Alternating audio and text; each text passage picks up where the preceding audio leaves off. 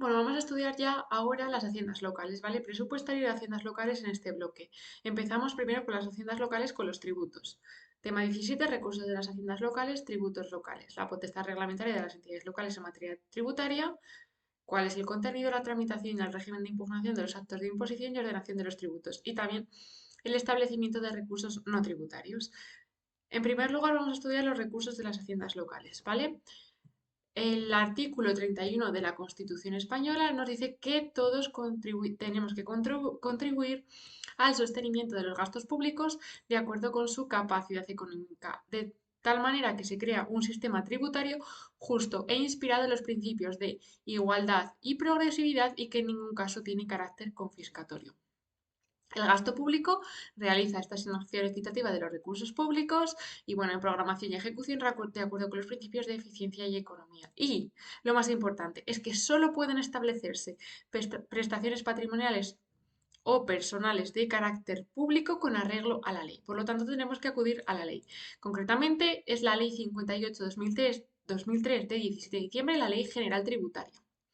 En su disposición adicional primera nos habla de las prestaciones patrimoniales de carácter público y nos dice que son prestaciones patrimoniales de carácter público aquellas a las que se refiere el artículo 31.3 de la Constitución, que se exigen con carácter coactivo y estas prestaciones patrimoniales pueden tener carácter tributario o no tributario. Tiene la consideración de tributaria las prestaciones mencionadas en el apartado 1, que tiene la consideración de tasas, contribuciones especiales e impuestos, que son lo que vamos a estudiar.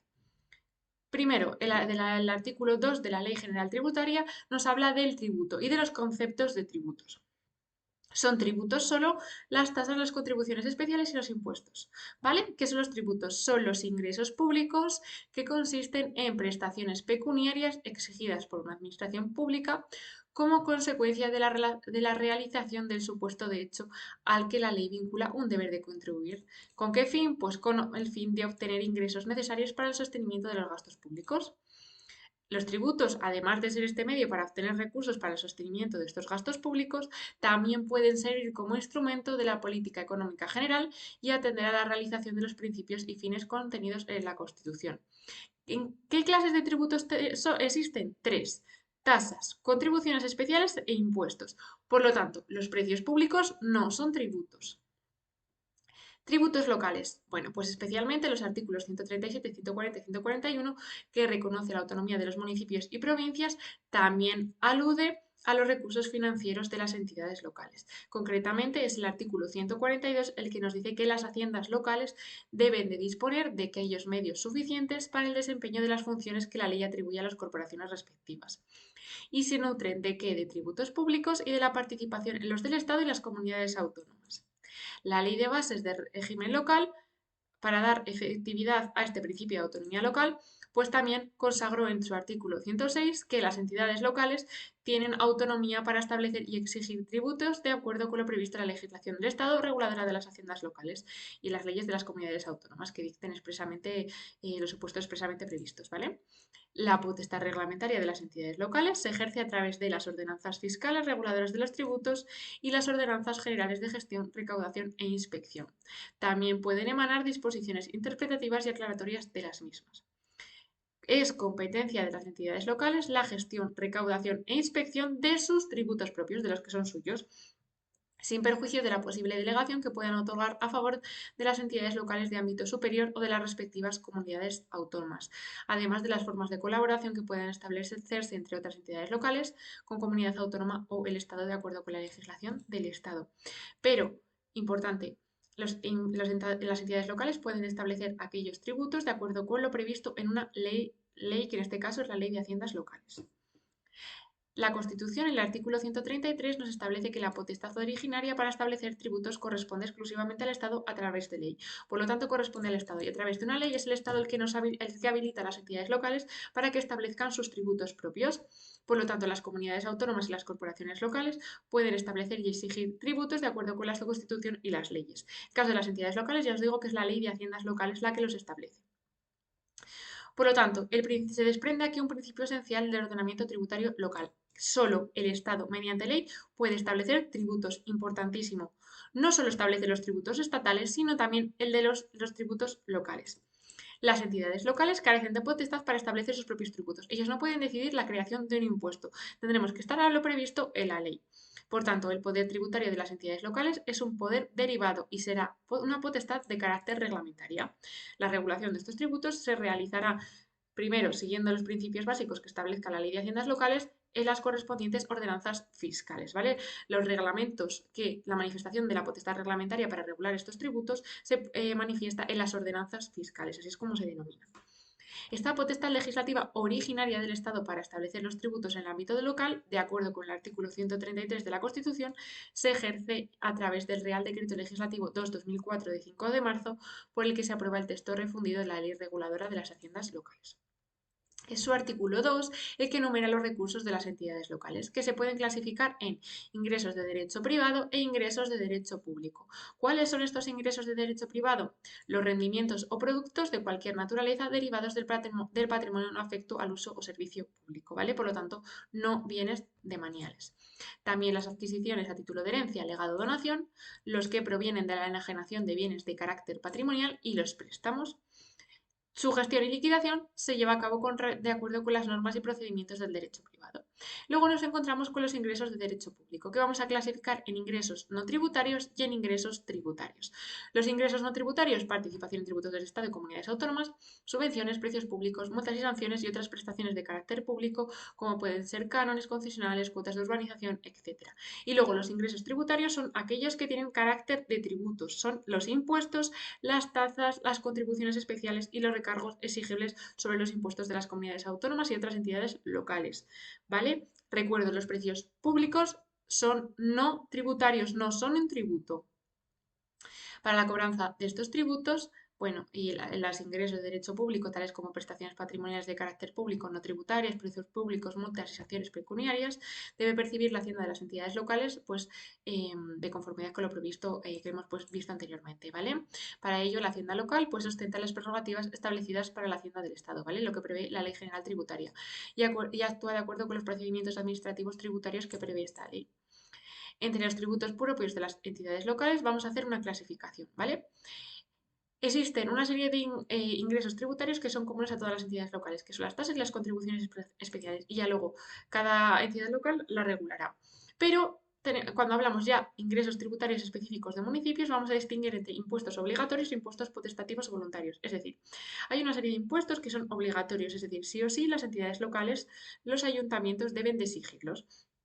Y luego existen otros impuestos que son de carácter potestativo voluntarios, es decir, puede el municipio exigir estos impuestos o no exigirlos, ¿vale? Pueden o no existir en ese municipio. Eso ya va a depender de cada uno de los municipios. Obligatorios son tres: el impuesto sobre bienes inmuebles, el IBI, el impuesto sobre actividades económicas, el IAE, y el impuesto sobre vehículos de tracción mecánica, ¿vale? El IVTM. Y luego los voluntarios, el impuesto sobre construcciones, instalaciones y obras, el ICIO, y el impuesto sobre el incremento de valor de terrenos de naturaleza urbana, la plusvalía. Ingresos tributarios específicos de las provincias, bueno, la única especialidad aquí prevista es que se puede establecer un recargo sobre el IAE, ¿vale? Pero no pueden establecer los impuestos mencionados para los municipios, es decir, las provincias no pueden establecer estos impuestos, solo existe un recargo sobre el IAE, ¿vale? El recargo provincial.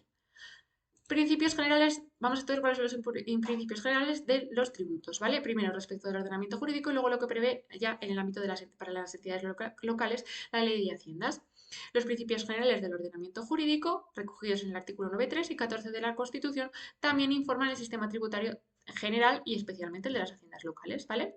Por eso vamos a mencionar el 9.3, que dice que la Constitución garantizará el principio de legalidad, jerarquía normativa, publicidad de las normas y retroactividad de las disposiciones sancionadoras no favorables o restrictivas de derechos y la seguridad jurídica.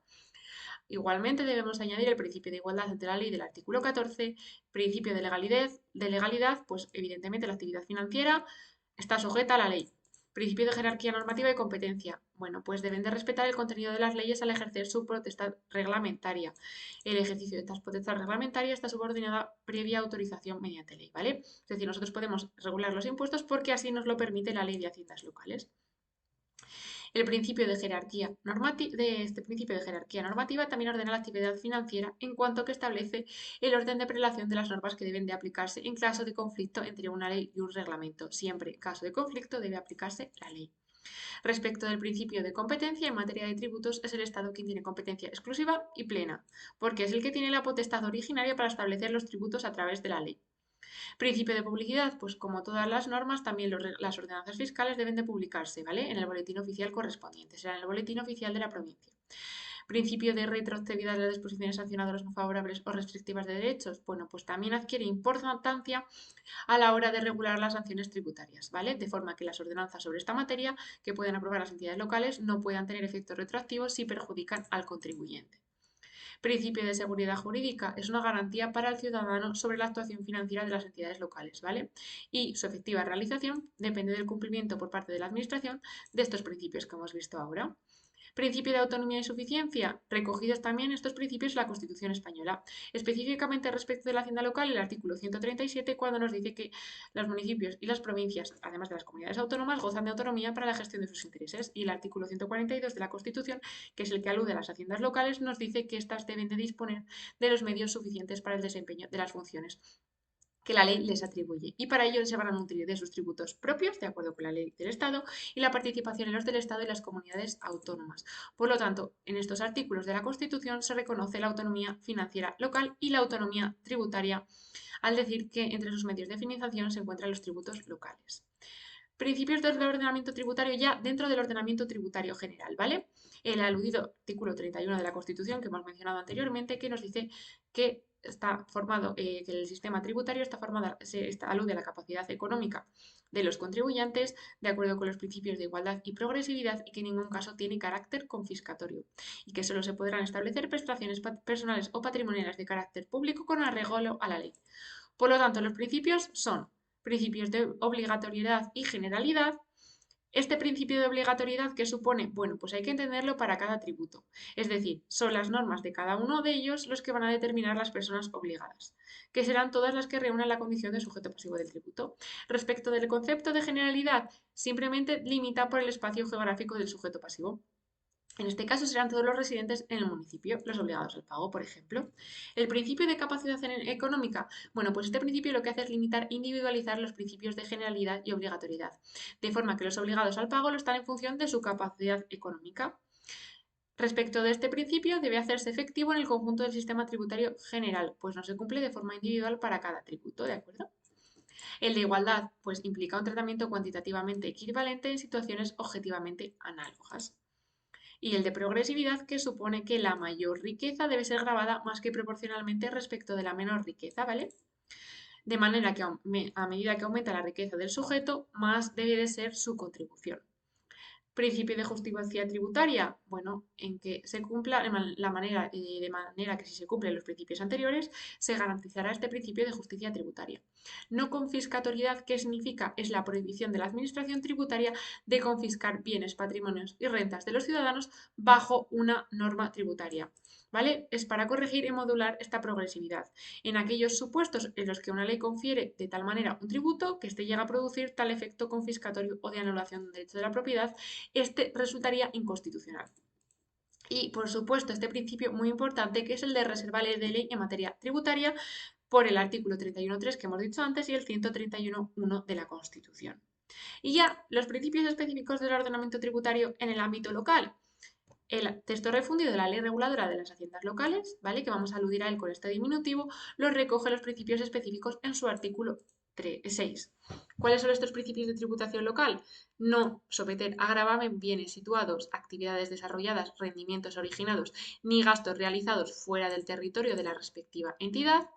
Tampoco podemos gravar con negocios, actos o hechos celebrados o realizados fuera del territorio de la entidad impositora, ni el ejercicio o la transmisión de bienes, derechos o obligaciones que no hayan nacido ni hubieran de cumplirse en dicho territorio, ¿vale? Solo dentro del territorio municipal.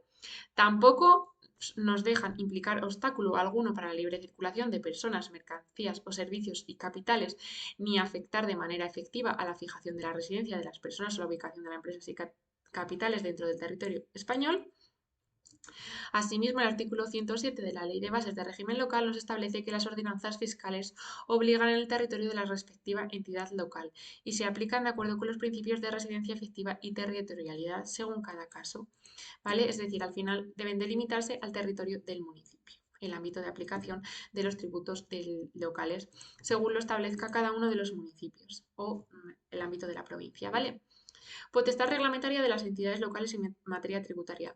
Vale, ya, si bien es cierto que ya estudiamos en el tema 2, cuando estudiamos la potestad reglamentaria, cómo se aprobaban las ordenanzas fiscales. Pero bueno, vamos a recordarlo y añadir algunas especialidades más.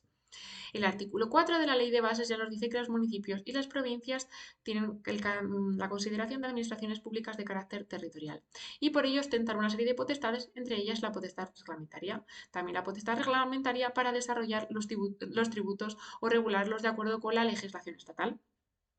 Por lo tanto, recordamos que es una potestad tributaria, la de las haciendas locales es una potestad tributaria de acuerdo con la legislación del Estado, ¿vale? Por lo que hemos dicho antes del 133.2 de la Constitución, porque la potestad originaria para establecer tributos solo corresponde al Estado a través de una ley y las corporaciones locales pueden establecer y exigir tributos de acuerdo con la Constitución y las leyes. En caso de las entidades locales, la ley de haciendas, ¿vale? También la Ley de Bases del Régimen Local nos dice que las entidades locales tienen autonomía para establecer y exigir tributos de acuerdo con la ley del Estado y las leyes que dictan las comunidades autónomas en aquellos supuestos previstos. Esta reserva, pues ya hemos dicho que se manifiesta en el Real Decreto Legislativo 2 de 2004 por el que se aprueba el texto refundido de la Ley Reguladora de las Haciendas Locales. La potestad reglamentaria de las entidades locales en materia tributaria se ejerce a través de la figura de las ordenanzas fiscales que van a regular los tributos propios. También es posible que dicten ordenanzas generales de gestión, recaudación e inspección e incluso pueden dictar disposiciones interpretativas y aclaratorias de estas ordenanzas fiscales, ¿vale? Por lo tanto, potestad legislativa del Estado es originaria y por eso dicta el texto refundido de la Ley Reguladora de las Haciendas Locales. Y ya derivada de esta potestad originaria del Estado, las entidades locales tienen una potestad reglamentaria de carácter derivado y por ello dictan las ordenanzas fiscales. Es necesario entonces conocer cuál es el alcance del poder tributario local. Recordamos, las entidades locales tienen potestad tributaria derivada para imponer o no los tributos de carácter voluntario.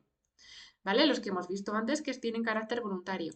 Sin embargo, los tributos configurados por la ley estatal como obligatorios deben ser necesariamente exigidos por las entidades locales. Son obligatorios, sí o sí deben de exigirse y cobrarse. Los obligatorios, ¿vale? Las entidades locales también gozan de capacidad para modular el volumen de recursos tributarios a través de la regulación de aspectos concretos de sus tributos, tanto en lo referente a los obligados como en los tributos obligatorios, ¿vale? Como en los voluntarios. Siempre en los términos de la ley de haciendas. Nunca podemos ir contra lo que prevea la ley de haciendas. Es la ley del Estado la que regula, en virtud del principio de reserva de ley, los elementos esenciales de los tributos. Véase sujeto pasivo, base imponible, tipo de gravamen, devengo y los demás elementos determinantes de la cuantía de la deuda tributaria. Además, las entidades locales gozan de capacidad para la reglamentación de estos tributos locales en materia de gestión, liquidación, inspección, recaudación, de acuerdo con la Ley General Tributaria y la Ley de Haciendas Locales. Vale, las ordenanzas fiscales. Vamos a empezar a estudiarlas. La elaboración de estas ordenanzas fiscales es la máxima expresión del poder tributario de las haciendas locales y son el instrumento en el cual ejerce la potestad normativa en materia tributaria. Ya hemos visto antes que esta potestad reglamentaria de las entidades locales en materia tributaria que se ejerce a través de las ordenanzas fiscales por el artículo que hemos mencionado antes, el 106 de la Ley de Bases de Régimen Local. El procedimiento para la de imposición y ordenación de estos tributos locales a través de las ordenanzas se regula en los artículos 15 a 19 del texto refundido de la Ley de Haciendas Locales. ¿Qué es la imposición de tributos? Bueno, pues es una decisión política de la entidad local en virtud del cual se establece que en su ámbito territorial un determinado tributo. Entonces, pues se adopta el correspondiente acuerdo y se elabora la ordenanza fiscal correspondiente, siempre dentro de los límites del texto refundido de la Ley de Haciendas Locales, ¿vale? Los tributos obligatorios sí o sí habrá que, si no se regula nada, ¿vale? Se aplica por defecto la Ley de Haciendas y a los voluntarios pues hay determinadas cuestiones que deben de regularse por las ordenanzas fiscales, ¿vale? Em, entonces, solo será posible en la medida en que la Ley de Haciendas permita establecer o no dicho tributo, por lo que las entidades locales solo pueden decidir la imposición de los tributos de carácter potestativo o voluntario. Es decir, las tasas son de carácter, las pueden establecer o no, regularlas, y las contribuciones especiales. Además, hemos dicho que impuestos eran de carácter voluntario, IFIO y plusvalía. Y además el recargo provincial del IAE para el caso de las provincias. Por el contrario, los tributos de carácter obligatorio sí o sí son exigidos por la entidad local, aunque ésta no regule en la ordenanza fiscal los mismos. Si no tiene ordenanza fiscal de IBI, de IAE o de impuesto de vehículos, se aplica el texto refundido de la Ley de Haciendas, ¿vale? No es obligatorio que los municipios tengan regulado en su ordenanza estos impuestos, porque son de carácter obligatorio. Esto es lo que se denomina, ¿vale? Esto hemos visto la imposición. Pues vamos a estudiar ahora qué es la ordenación. Es la decisión de la entidad de regular un determinado tributo dentro de los límites fijados por la ley, lo cual supone en sí mismo el ejercicio de la potestad reglamentaria. Esta ordenación de los tributos puede llevarse a cabo tanto los de sanción obligatoria como los potestativos, ¿vale? Es decir, tanto los que son de carácter obligatorio su exigencia como los potestativos se pueden dictar ordenanzas fiscales. En los potestativos, porque si la entidad local ha acordado su imposición, necesariamente pues deben de estar regulados en la ordenanza. En los de exacción obligatoria, los ayuntamientos llevarán a cabo el desarrollo reglamentario si deciden hacer uso de estas facultades, ¿vale? Por los términos que prevé la Ley de Haciendas. Si no hacen uso de estas facultades, no pasa nada, se aplica lo que prevé la Ley de Haciendas. ¿Necesidad de aprobar ordenanzas fiscales? Bueno, es necesaria la aprobación de las ordenanzas en los siguientes impuestos. En los tributos potestativos debe aprobarse sí o sí la correspondiente ordenanza fiscal reguladora, porque se decide la imposición de los mismos, ¿vale? Dado que no pueden ser exaccionados aplicando directamente las normas de la Ley de Haciendas locales. En los tributos obligatorios debe aprobarse la correspondiente ordenanza fiscal reguladora siempre que se decida hacer uso de esta facultad. El texto refundido, prevé el texto refundido, ¿vale? Para fijar los elementos necesarios para la determinación de las cuotas tributarias. Si no, no pasa nada porque es verdad que la Ley de Haciendas prevé que aplicar en caso de que no se encuentren regulados. Con carácter general, cuando la entidad local decide adaptar el régimen de organización y funcionamiento interno propio, las normas estatales respecto de la gestión, liquidación, inspección y recaudación de los tributos locales también se regulan en una ordenanza fiscal específica. No obstante, es verdad que se puede llevar a cabo dicha adaptación en las propias ordenanzas fiscales que regulan cada tributo. El contenido de las ordenanzas fiscales pues varía según el tipo de tributo, pero el contenido general que nos establece el artículo 16 es tributos potestativos, son tributos potestativos o voluntarios para los municipios, recuerdo, ICIO, plusvalía, para las provincias el recargo sobre el IAE y para todas las corporaciones tasas y contribuciones especiales. Por ello, las corporaciones locales deben acordar su imposición y aprobar la correspondiente ordenanza fiscal para su exacción. Los acuerdos de aprobación de estas ordenanzas deben de adaptarse simultáneamente a las de imposición de los respectivos impuestos. ¿Y cuál es el contenido mínimo de las ordenanzas fiscales reguladoras de los tributos de acuerdo con el artículo 16 de la Ley de Haciendas? Bueno, pues deben de contener la determinación del hecho imponible, el sujeto pasivo del mismo, responsables, exenciones, reducciones y bonificaciones, la base imponible y la base liquidable, el tipo de gravamen, la cuota tributaria, el periodo impositivo y el devengo del mismo, los regímenes de declaración y de ingreso y las fechas de su aprobación y del comienzo de su aplicación. Estas ordenanzas pueden contener las normas reguladoras de la gestión, liquidación, inspección y recaudación de los mismos. Tributos obligatorios, recordamos, IBI, IAE, impuesto de vehículos de tracción mecánica. Estos impuestos deben exigirse sí en todos los municipios, sin necesidad de que exista una ordenanza reguladora. Por ello, la ley regula los supuestos, regula pues, los elementos esenciales de los mismos, ¿vale? De tal manera que si un ayuntamiento, es decir, la inactividad de una entidad local para la regulación de los mismos, pues no impide que se puedan exigir. No obstante, los ayuntamientos sí que pueden hacer uso de sus facultades de esta potestad reglamentaria para la fijación de elementos necesarios para la determinación de las cuotas tributarias, que con carácter general suele ser la elección del tipo impositivo y las bonificaciones. Por ello, deberán acordar el ejercicio de tales facultades y aprobar la ordenanza fiscal. Estos acuerdos deben de adoptarse simultáneamente. En caso de que se proceda a la elaboración de la ordenanza fiscal, debe delimitarse simplemente a recoger lo regulado en la Ley de Haciendas o referirse a ello, ¿vale? Y regular los elementos esenciales que pueden ser establecidos por las mismas, que ya digo que son los tipos impositivos y bonificaciones. En el caso de estas ordenanzas, regularán los elementos necesarios para la determinación de las cuotas tributarias respecto de los impuestos. Así, por ejemplo, en el IBI pues, existe una escala de tipos de gravamen, pues el municipio elige el tipo de gravamen que se va a aplicar en su municipio. También hay determinadas bonificaciones que son potestativas, es decir, que si las regula la ordenanza se aplicarán y si no, pues no. En el IAE también la modificación de las cuotas en función de la aplicación de un coeficiente de situación física del establecimiento es potestativa y también una serie de bonificaciones, y el impuesto de vehículos igual la aplicación de un coeficiente y establecimiento de bonificaciones potestativas. También deben determinar estas ordenanzas las fechas de aprobación y el comienzo de su aplicación. Igual que en el caso anterior, estas ordenanzas pueden contener las normas reguladoras de la gestión, liquidación, inspección y recaudación de las mismas. Tramitación de las ordenanzas fiscales. Órgano de aprobación. Bueno, pues corresponde al Pleno de la Corporación la imposición y ordenación de los recursos propios de carácter tributario a través de las ordenanzas fiscales. Y no es necesaria una mayoría especial, simplemente mayoría simple. Aprobación provisional y publicidad. Ya lo estudiamos cuando estudiamos la potestad reglamentaria, ¿vale? Pero en primer lugar debe de procederse a la aprobación provisional del texto de las ordenanzas fiscales, ¿vale? Para el establecimiento, supresión y ordenación de los tributos, la fijación de los elementos necesarios para la determinación de las cuotas tributarias y las aprobaciones y modificaciones de las ordenanzas fiscales. Después de que se produzca su aprobación provisional, se deben de exponer en el tablón de anuncios de la entidad local durante un periodo de 30 días hábiles, como mínimo. Se puede establecer más.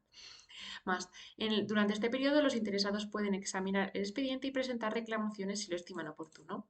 Además, las entidades deben de publicar los anuncios de exposición en el boletín de la provincia y, en su caso, el de la comunidad autónoma provincial.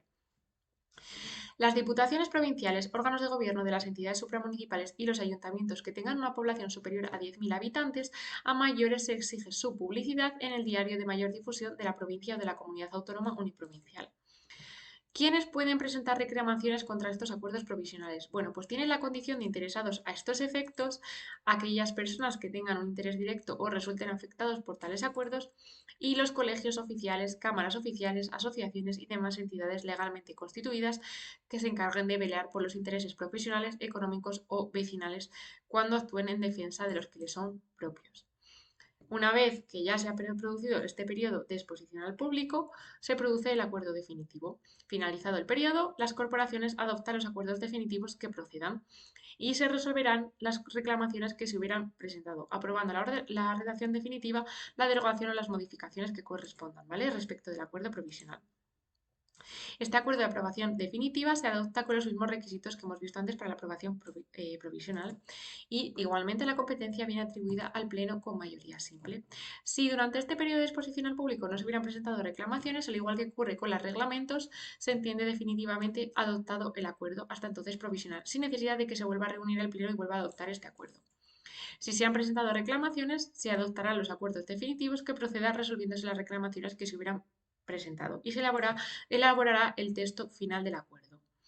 En todo caso, los acuerdos definitivos deben de también darse publicidad, ¿vale? Y deben de publicarse estos acuerdos elevados, aunque el acuerdo provisional se eleve automáticamente a definitivo porque no ha habido reclamaciones, entonces el texto íntegro de las ordenanzas o de las modificaciones de las mismas se publican en el boletín oficial de la provincia o si es comunidad autónoma provincial, pues en el boletín correspondiente. Y no se produce la entrada en vigor hasta que se haya llevado a cabo dicha publicación. Además, las diputaciones provinciales, consejos, cabildos insulares y las demás entidades locales, ya cuando tengan una población superior a 20.000 habitantes, deben de editar este texto íntegro de las ordenanzas fiscales dentro del primer cuatrimestre del ejercicio económico correspondiente. Las entidades locales deben despedir copias de las ordenanzas fiscales publicadas a quienes las soliciten. Entrada en vigor. Bueno, pues como hemos visto antes, la entrada en vigor comenzará desde el momento de su publicación definitiva en el boletín oficial de la provincia o de la comunidad autónoma si corresponde, salvo que se señale otra fecha, pero nunca podrá ser anterior a la fecha de publicación. Régimen de impugnación de estos actos de imposición y ordenación de los tributos. Vale, contra los actos de imposición y ordenación de los tributos, igual que ocurría con los reglamentos, es decir, las ordenanzas fiscales tienen carácter reglamentario. Por lo tanto, no cabe recursos contra ella en vía administrativa. Solo se pueden interponer recurso contencioso administrativo en el plazo de 2 meses desde el día siguiente a la publicación definitiva del acuerdo en el boletín. Si por resolución judicial firme resultan anulados o modificados los acuerdos locales o el texto de estas ordenanzas, la entidad local vendrá obligada a adecuar en los términos de la sentencia todas sus actuaciones que lleve a cabo con posterioridad a la fecha en la que sea notificado. Salvo que expresamente lo prohíba la sentencia, se mantendrán los efectos firmes o consentidos dictados al amparo de la ordenanza que posteriormente resulte anulada o modificada. Establecimiento de recursos no tributarios. El artículo 2 de la Ley de Haciendas que hemos enumerado anteriormente hemos dicho que menciona también a los recursos de carácter no tributario, es decir, los que no tienen la consideración de impuestos, tasas y contribuciones especiales, que son los ingresos procedentes de su patrimonio y demás de derecho privado, tributos propios clasificados en tasas, contribuciones especiales e impuestos, ¿vale? Estos son de carácter tributario, Entonces, estos no se considerarían no tributarios, ¿de acuerdo? También tenemos como no tributarios las participaciones en los tributos del Estado y comunidad autónoma, subvenciones, precios públicos, producto de operaciones de créditos, producto de multas y las demás prestaciones de derecho público. Por lo tanto, hay una gran variedad de recursos no tributarios. Los ingresos de derecho privado se regirán por normas de derecho privado, sin perjuicio de que el procedimiento para su establecimiento sea consecuencia de la aplicación de normas de carácter administrativo, por como puede ser el producto del arrendamiento de bienes patrimoniales. Para su cobro no procede la vía de apremio, ¿vale? Porque no son de carácter tributario. Otros ingresos, por ejemplo, son las subvenciones o las transferencias que pues, pueden tener su origen en convenios que pueda suscribir la entidad local o subvenciones que pueda recibir la entidad local, ¿vale? Una cantidad de dinero que recibe la entidad local con carácter no devolutivo para la realización de una actividad. El artículo 40 de la Ley de Hacienda nos dice que las subvenciones de toda índole que obtengan las entidades locales con destino a sus obras y servicios no podrán ser aplicadas a atenciones distintas de aquellas para las que fueron otorgadas. Es decir, tienen carácter finalista, solo pueden dedicarse a este fin. Para garantizar el cumplimiento de esto, las entidades públicas otorgantes de esta subvención pueden verificar el destino dado a estas y si no se cumple, pues se exigirá el reintegro de su importe o podrá compensarlo con otras subvenciones o transferencias a las que tenga derecho la entidad local.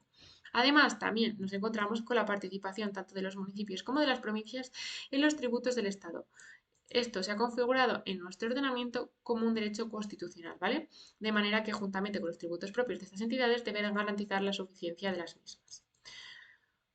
Cesión de la recaudación de impuestos del Estado. Bueno, vamos a mencionar simplemente que con el alcance y las condiciones que establezca la Ley de Haciendas, se cede en favor de los municipios en los que concurra alguna de las siguientes condiciones, que sean capitales de provincia o de comunidad autónoma o que tengan población de derecho igual o superior a 75.000 habitantes. Para ello se considera la población resultante de la actualización del padrón municipal a la fecha de entrada en vigor del modelo que se regula, ¿vale?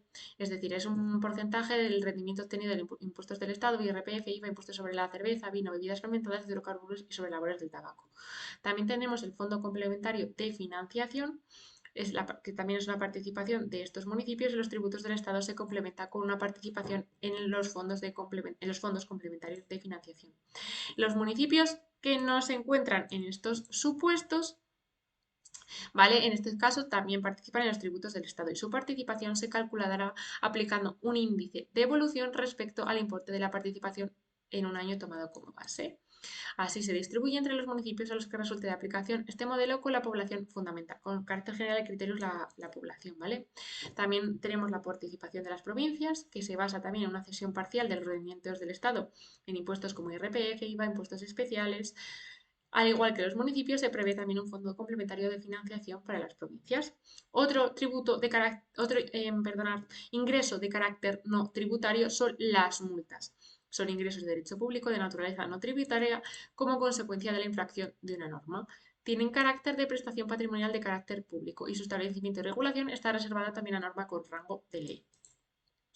Otro ingreso de naturaleza no tributaria son los precios públicos, ¿vale? Repito, no son impuestos, no son tributos, por servicios o actividades que no están sujetas a tasa y cuyo establecimiento no puede tramitarse como si se tratara de una ordenanza fiscal. El establecimiento de estos precios públicos corresponde al Pleno, sin perjuicio de que pueda ser delegado. El importe de los precios públicos debe cubrir como mínimo el coste del servicio prestado o de la actividad realizada. No obstante, cuando existen razones sociales, benéficas, culturales o de interés público, sí que la entidad local puede fijar precios públicos por debajo del coste mínimo del servicio, ¿vale? En estos casos debe consignarse en los presupuestos las dotaciones oportunas para la cobertura de esta diferencia. Por tanto, para ello deberá realizarse un estudio económico para el establecimiento de un precio público, ¿vale? Porque tiene que estudiarse el coste del servicio. Respecto al procedimiento para el establecimiento, es verdad que la ley no regula un procedimiento con carácter expreso, pero bueno, podemos decir que, en primer lugar, la aprobación inicial corresponde al Pleno o Junta de Gobierno si se encuentra delegado. Debe de cumplirse el periodo de información pública y audiencia a los interesados por un periodo de 30 días para la presentación de reclamaciones y sugerencias. Después se produce la resolución de estas reclamaciones y sugerencias presentadas dentro de este plazo y la aprobación definitiva del Pleno. Si no se produce ninguna reclamación, se entiende definitivamente aprobado si no se ha presentado ninguna reclamación en este plazo de 30 días hábiles. ¿Vale? Y con esto terminamos ya este primer tema dedicado a los tributos.